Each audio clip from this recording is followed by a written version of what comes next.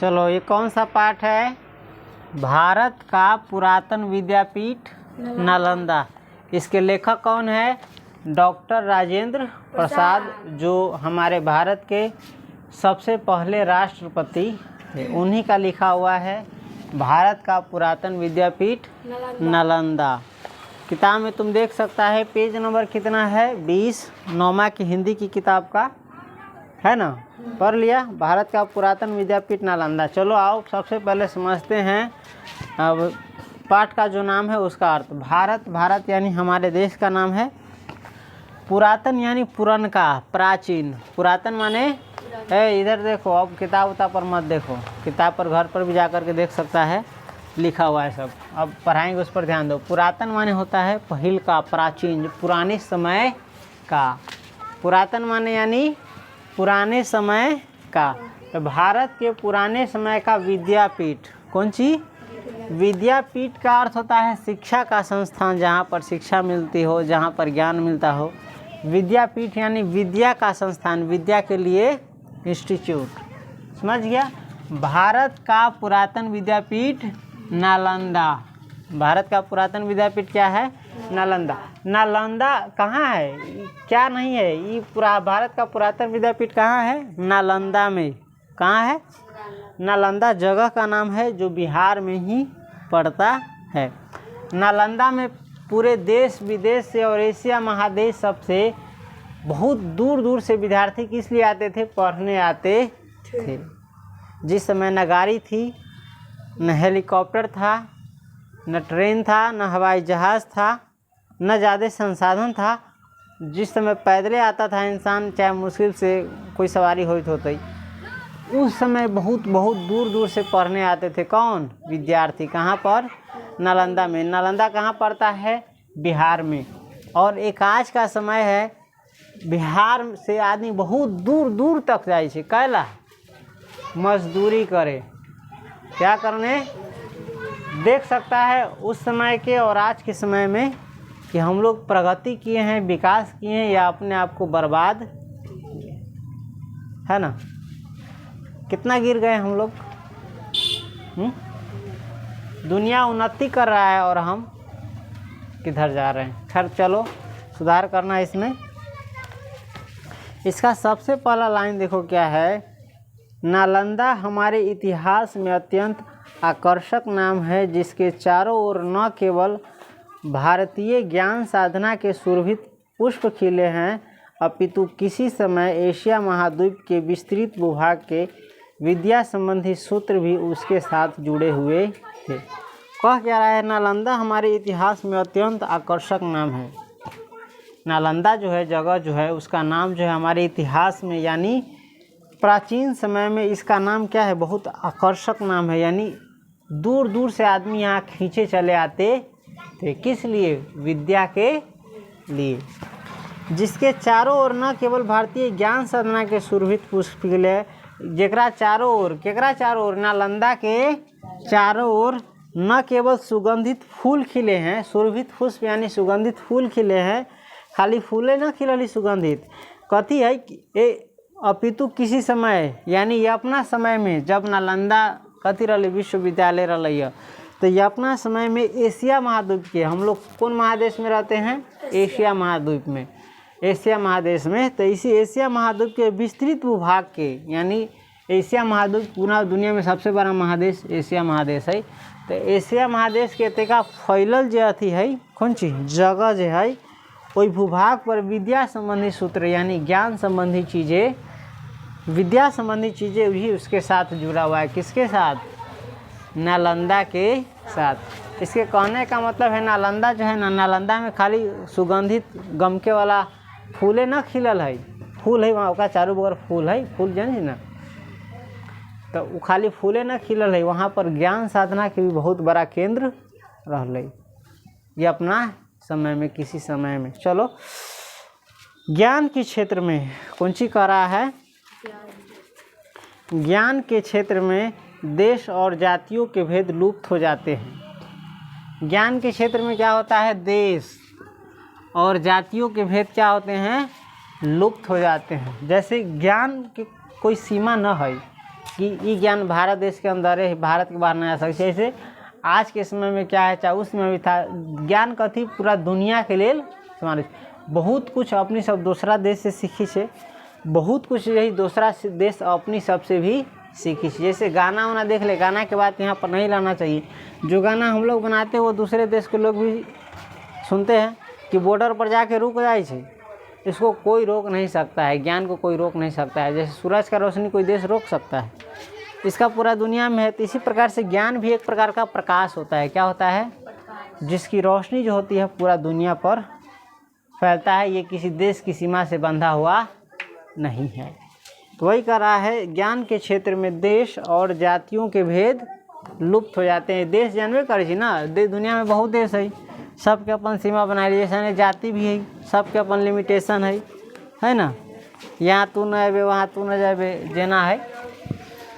लेकिन ज्ञान में ना है, ज्ञान केकरो पास भी हो सके। ज्ञान कह सके कि हम यही देश में रहबे, यही देश में न रहबे, नहीं ना कह सकता है। चलो, नालंदा इसका उज्जवल दृष्टांत था। नालंदा क्या है? इसका उज्जवल दृष्टांत था, यानी नालंदा जो एकर बहुत उज्जवल उदाहरण रहलैया। कथी रहलैया?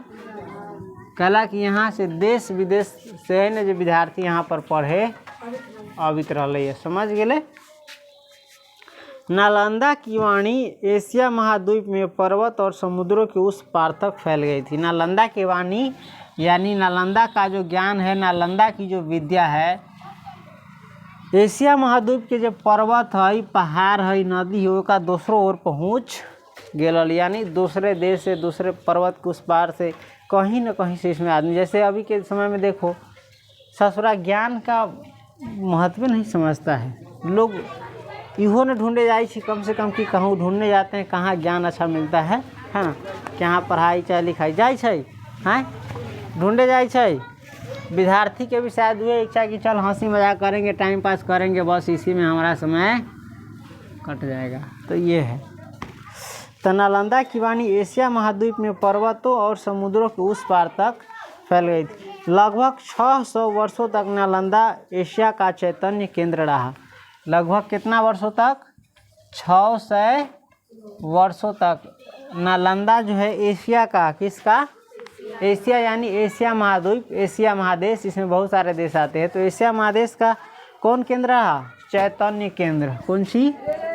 चैतन्य केंद्र। चैतन्य केंद्र का अर्थ होता है चेतना से बना है, जिसकी चेतना जागी हुई हो। चाहे इंसान है ना, इंसान की चेतना जो है ना जब जाग जाती है तो वो खुद सही रास्ते पर चल आती है। मन दो प्रकार के होता है, वो चाहे दिमाग हो, इसको अचेतन और चेतन। समझ गया? अचेतन का मतलब है कि कोई आदमी क्या कर रहा है उसको मालूम है नहीं है, वो क्या खा रहा है, क्या पी रहा है, कहाँ घूम रहा है, मतलब बिना जाने हुए अपने ज़िंदगी के समय को जी रहा है। चेतना का अर्थ हो जाता है किसी व्यक्ति की आंखें खुल जाना। कौन सी? वो कुछ भी करेगा तो अब सोया हुआ अवस्था में, जैसे अभी तुम लोग, हम लोग सब क्या हो? बेहोशी में हो। किसमें हो? अपने कल को लेकर भी नहीं सोच रहे हो, आज को लेकर के भी नहीं सोच रहे हो, तुम क्या खा रहे हो ये भी नहीं सोच रहे हो, तुम उस खाने का तुम्हारे शरीर पर क्या असर होगा ये भी नहीं सोच रहा हो, जो तुम विद्या ग्रहण कर रहे हो उसके बारे में भी नहीं सोच रहा है कि ये हम जो सीख रहे हैं उससे हमको क्या फ़ायदा होने वाला है, उससे हमारे जीवन में क्या अच्छी चीज़ें जुड़ने वाली है, सोच रहा है। कहीं बाज़ार में गए, बिना सोचे कुछ भी खा लिया, दारू पी लिया, नशा कर लिया, कहीं घूम रहा है, बिना मतलब का समय बर्बाद कर रहा है। मतलब एक प्रकार से तुम लोग किस में हो? नींद में हो। कौन सी हो? कैसे नींद में हो? जिसमें तुम्हारी आँखें तो खुली है लेकिन मन जो है, दिमाग जो है क्या हो गया है? सो गया हो। समझ? वो चेतन होता है, जब चेतना तुम्हारी जागृत हो जाएगी तब से तुम्हारी आंखें खुल जाएगी, तब से तुम कुछ भी करोगे तो क्या करोगे? सोच करके करोगे कि इसका हमको क्या परिणाम मिलेगा। अभी तुम कुछ भी करता हो सोचता हो, जैसे आज नहीं पढ़ते हो तो तुम सोचते हो कि कल इसका क्या परिणाम होने वाला है। हाँ, आज खाना ही खराब खाते हो तो सोचते हो कि कल इसका क्या असर पड़ने वाला है तुम्हारे शरीर पर, हेल्थ पर। कुछ भी खा लेते हो ना, है कि नहीं? जैसे इस प्रकार से आज कोई मुंह नहीं धोता है सही से, चाहे सही से उठता नहीं है, टाइम पर कुछ करता नहीं है, तो इसका परिणाम तू सोच सकता है कल होकर के आदत क्या हो जाएगा? वैसी आदत बन जाएगी, ऐसा आदत हो जाएगा कि तुम्हारा आदत क्या हो जाएगा, बिगड़ जाएगा, है ना, है कि नहीं। जैसे पैसा ही बर्बाद करता है कोई, करता है कि नहीं, इसका परिणाम तुमने जाना है कि आने वाले समय में हो सकता है तुम्हारे पास पैसा, तुम कहता है ना जिस चीज़ की वैल्यू करोगे वो चीज़ तुम्हारे जीवन में बढ़ेगा, और जिस चीज़ की वैल्यू नहीं करोगे वो चीज़ तुम्हारे जीवन से क्या हो जाएगा, कैसे गायब हो जाएगा तुमको पता भी नहीं चलेगा। चाहे इंसान हो, पैसा हो, धन हो, संपत्ति हो, स्वास्थ्य हो। यदि तुम स्वास्थ्य की कदर करोगे तो तुम्हारा स्वास्थ्य बढ़ेगा, धन की कदर करोगे तो धन बढ़ेगा, है ना, विद्या की कदर करोगे तो विद्या बढ़ेगा, समय की कीमत पहचानोगे तो तुम मूल्यवान बन जाओगे, एक समय में कीमती बन जाओगे, वैल्यू रहेगी तुम्हारी। अगर इस सब की कदर नहीं करोगे तो कहीं एक दिन रहोगे, हाँ रहोगे। तो इसका पहला पैराग्राफ समझ गया। अभी से तुम्हारे कुछ चीज़ें बता देते हैं, आगे चल के तुम्हारे ये काम आने वाली है। चेतन अचेतन समझ गया ना, मन चाहे दिमाग, ये दो प्रकार के हैं, ये दो होता है, वो अचेतन होता है, वो जो हम बार बार बिना सोचे विचारे करते हैं वो अचेतन मन में चला जाता है ना। इस पर हम कभी लेक्चर दिए थे। और जो तुम अभी जागृत अवस्था में कर रहे हो, है ना, जागृत अवस्था में कर रहे हो, सोच करके कर रहे हो, तो वो चेतन में रहता है। जैसे मुँह धोना, सवेरे उठना, अगर इसका सही आदत पकड़ेगा तो ये तुम्हारे किस मन में चल जाएगा, अचेतन में। और कल हो करके तुमको मुँह नहीं धोना पड़ेगा, ये शरीर तुमसे खुद ही ये काम करवा ले। जैसे टाइम कोई बना लिया उठने का, तो देखेगा कि उस टाइम पर अपने आप आँखें खुल जाती है, खुल जाता है कि नहीं, क्यों, क्योंकि वो चीज़ तुम्हारे साइकिल में चली गई है, दिमाग में चला गया, अंदरूनी मस्तिष्क में चला गया। जैसे कोई दारू पीता है, कुछ अलमे करता है, जो नहीं करता उसको शाम में ध्यान नहीं रहता है कि हमको चीखना लाना है कि दारू पीना है ना, चाहे कुछ करना है। लेकिन जिसका मान के चलो लत पड़ गया है, तो उस टाइम पर उसको अपने आप चेतना, मन बता देगा अब चलो चलो पीने, हमको कहेगा कहियो, अभी कहेगा चलो चलो पीने, ये कहियो सोचो वो करेगा हमारा मन, क्योंकि जानता है इसको कहबो करेंगे तो एकरा बोला के क्या ले जाए, सामने धो देंगे पीने के लिए, तैयो नहीं पिएगा, तो हमको कहेगा। हाँ, लेकिन कुछ सोचते हैं पढ़ाना है तो हमको कहेगा चलो टाइम हो गया है, टाइम से उठो अब। चाहे फल फूल खाते हैं तो कहेगा चलो फल फूल लाने चलते, मीट खाते हैं तो कहेगा चलो मीट लाने चलते, कुछ अच्छा चीज़ खाते हैं तो कहेगा। तुम मन को कहोगे ना अच्छा चीज़ खाना है, तो तुमको मन, चाहे अच्छा चीज़ करना है तो मन तुमको अच्छा चीज़ में लगाएगा, और उसी चीज़ में तुमको ध्यान भी लगाएगा और ले जाएगा। और मन को अगर गलत रास्ता पकड़ा दोगे तो ये गलत रास्ता पर तुमको ले जाएगा, कहेगा चले। मन तुम्हारा क्या है, दिमाग तुम्हारा क्या है, अपना है, तुम्हारा अपना साथी है, इसका तुम जैसा उपयोग करेगा, जैसा बनाएगा वैसा बन जाएगा। इसलिए हम इसकी ट्रेनिंग भी देते थे कि भाई मन को अपने हिसाब से चलाना सीखो। आज तक ले तुम बार बार कहे हम, तुम अपने हिसाब से नहीं चल रहे हो, अभी तुमको कौन चला रहा है, मन चला रहा है, मन चला रहा है ना, मन चला रहा है। चाहे कोई कह रहा है मजबूरी बस तब चल रहा है। जैसे तुम्हारा मन पढ़ने का नहीं है, लेकिन तुम्हारे मन को यहाँ आने पर हम निर्देश देते हैं कि पढ़ो, तब तुम क्या करता है, पढ़ता है। मन को कौन चला रहा है, या तो हम चला रहे हैं, जितना देर हम चलाए उतना देर तुम चलाया। फिर घर जाने के बाद, कहीं जाने के बाद तुम मन को नहीं कहता है, तो मन तुमको पढ़ने के लिए नहीं कहता। लेकिन तुम मन को कह दोगे चलो ये काम करना है, ये पढ़ना है, तो तुमको मन कहेगा कि पढ़ो, इसमें पर ही काम करो। फिर तुमको किसी भी कहने की ज़रूरत, हम तुमको ना भी कहेंगे तो यो पढ़ेगा, समझ गया कि। तो इसलिए मन को अपने समझो और सही दिशा में लगाओ। हाँ, अनमोल ना आए, कहाँ है,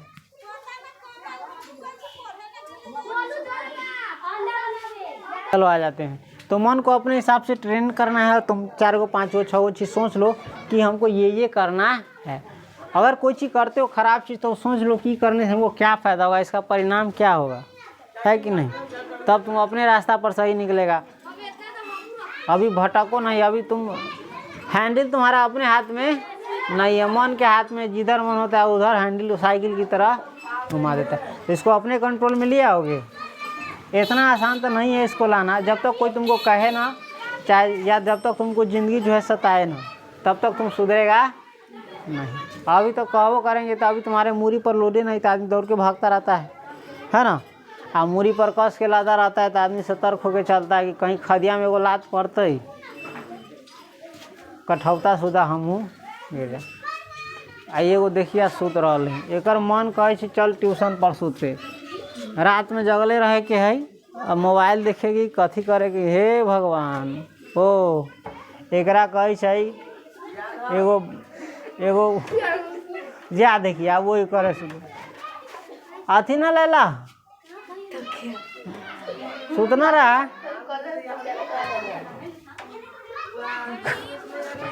बउआ एकर परिणाम हमेशा बुरा हो तो कल होके जगवा तैयो ना नींद तो अभी सोने का टाइम नहीं है, जागने का टाइम है। किसका टाइम है?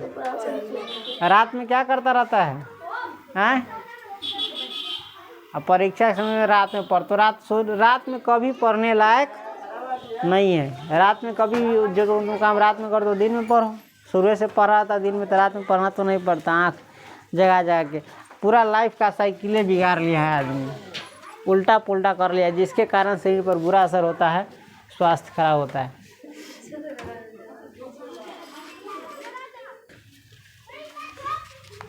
दूसरा पैराग्राफ हम पढ़ लिए थे पहला। दूसरा क्या है? मगध की प्राचीन राजधानी व्यवहार 5 पर्वतों के मध्य में बसी हुई गिरिब्रज या राजगृह नामक स्थान में थी। मगध का पहिलका राजधानी, मगध की प्राचीन राजधानी जो थी ना, कौन? व्यवहार। कौन सी? मगध की प्राचीन राजधानी कौन थी? व्यवहार। व्यवहार कहाँ बसी हुई थी? 5 पर्वतों के मध्य में, यानी 5 गो पहाड़ के बीच में बसी हुई कौन सी? गिरिब्रज या राजगृह नामक स्थान में थी। व्यवहार जो है मगध की प्राचीन राजधानी 5 गो पर्वत के बीच में बसल रही। ठीक हो, वही जगह के नाम कथी रही?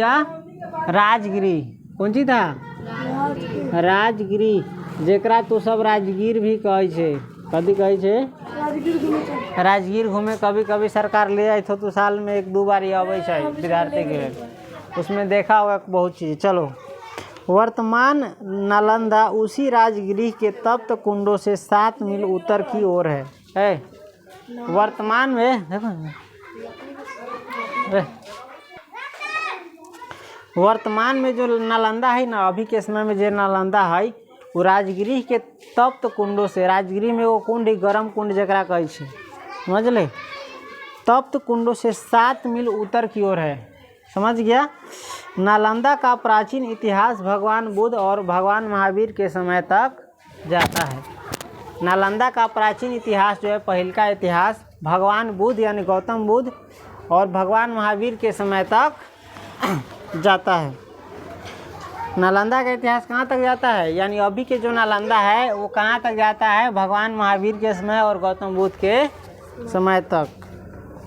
कहते हैं बुद्ध के समय नालंदा गांव में प्रावारिकों का आम्रवन था।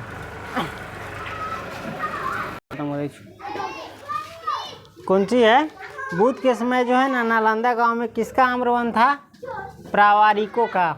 ठीक है, प्रवारिका देख सकता है, उत्तरीय पोशाक कर रहा है जो यहाँ ठेवना तकले पहना हुआ रहता है। गर्मी में गर्म कोट की तरह धनिक आदमी सब पहनता है भारतीय उपमहाद्वीप में। जैन ग्रंथों के अनुसार नालंदा में महावीर और आचार्य मेखलीपुत गोसाल की भेंट हुई थी। जैन ग्रंथों के अनुसार क्या है? नालंदा में जो है ना, महावीर की और आचार्य मेखलीपुत, कौन? आचार्य मेखलीपुत की भेंट हुई थी, यानी मुलाकात हुई थी। समझ गया? ये दोनों के मुलाकात हो ली। जैसे रास्ता अपना तो कोई भेंटा जाए ऐसा नहीं। उस समय यह राजगृह का उपग्राम या वाहिरिक स्थान समझा जाता था, जहाँ महावीर ने 14 वर्षावास व्यतीत किए। उस समय क्या था? यह यानी नालंदा, जिस समय महावीर और मेखलीपुत की भेंट हुई थी, उस समय जो है ना नालंदा, जैसे राजगिरी है, एकरा से बगल में, एकरा ना कोनो गांव के बगल में चाहे टाउन के बगल में, कोनो जगह के बगल में बस्ती रही छौ छोटा मोटा, वैसने वही समय कथी रही? बस्ती रही नालंदा, मात्र छोटा सा। समझ गए? जैसे समय एक भेंट हो के कर महावीर के और मेखलीपुत के, और देख आगे कथी बन जाए। व्यवहारिक स्थान समझा जाता था, यानी छोटा मोटा कस्बा समझा जाता था, जहाँ महावीर ने 14 वर्ष व्यतीत किया। और जहाँ पर ये नालंदा जो है बहुत छोटा जगह रही, बस्ती रही है, तो यह कितना वर्ष बीतल कई? 14 वर्ष। कौन? महावीर। सूत्र कृतांक के अनुसार नालंदा के एक धनिक नागरिक लेप ने धन धान्य शैया आसन रथ स्वर्ण आदि के द्वारा भगवान बुद्ध का स्वागत किया और उनका शिष्य बन गया था। किसके अनुसार? सूत्र कृतांक के अनुसार। किसके अनुसार? सूत्र कृतांक के अनुसार जो है एक धनी नागरिक ने, कौन नागरिक ने? धनी नागरिक ने, यानी धनिक नागरिक कौन? लेप ने। कौन सी? लेप ओकर नाम रही। भगवान बुद्ध के कथी देले रही? धन धान्य, यानी बहुत धन दौलत देले रही। शैया देले रही, यानी सूते वाला आसन, समझ गए। रथ देले रही और सुवर्ण यानी सोना औरो चीज़ सब दे के कथी कल की भगवान बुद्ध के स्वागत कल कई और एक शिष्य बन गए। समझ ले, भगवान गौतम बुद्ध जहाँ जात रही ना वहाँ एक शिष्य बन जात रही। कि कह कि जे गली से गुजरत रही रोड से, वहाँ के बाप मतारी अपना बेटा के आँख ना झाँप लेते रही, न देखे। कहला कि एकर प्रभाव इतना रही कि एकर कोई भी देखी रही तो एकर शिष्य बन जात रही। शिष्य यानी छात्र, चेला, समझ गए। कहला कि एकरा पास ज्ञान के भंडार रही। केकरा पास? भगवान बुद्ध के। एकरा ज्ञान के प्राप्ति हो रही बोधि वृक्ष के नीचे, और उस ज्ञान के प्रकाश से है ना कथी होते रही है? विद्यार्थी खींच, चाहे कोई आदमी कर कथी बन जाते रही है? शिष्य। समझ गए। तो दूसरा पैराग्राफ तक ले रहने दिए हैं। इसके बाद हम कल तीसरा पैराग्राफ देखेंगे तिब्बत से। कहाँ से देखेंगे? हाँ, यहाँ से अब जाएंगे कहाँ? तिब्बत। सब ओरा बस से कर ले कि चाइना के कब्जा वाला ज़मीन पर है। वीज़ा बना के चलम और वहीं से पढ़ाई शुरू करम। चलवी ना? चाइना वाला हैंडल तोड़ देता।